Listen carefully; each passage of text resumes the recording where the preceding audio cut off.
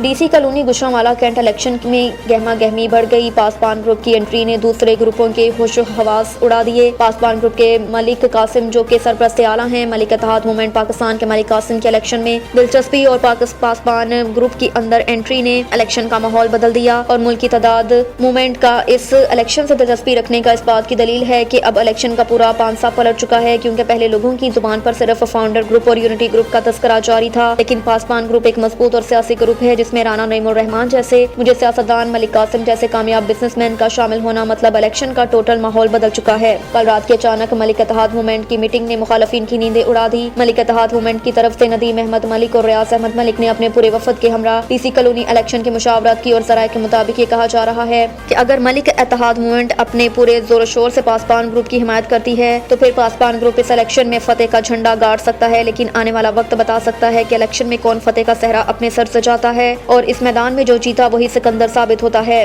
لیکن یاد رہے کہ ملک ریاض جو کہ چیف سیکرٹری ملک اتحاد موومنٹ پاکستان ہیں اور ندیم ملک جو کہ ملک اتحاد موومنٹ کے صدر ہیں، ان کی شاطرانہ چالوں کا سامنا کرنا مخالفین کے لیے مشکل ہی نہیں بلکہ ناممکن ہوگا۔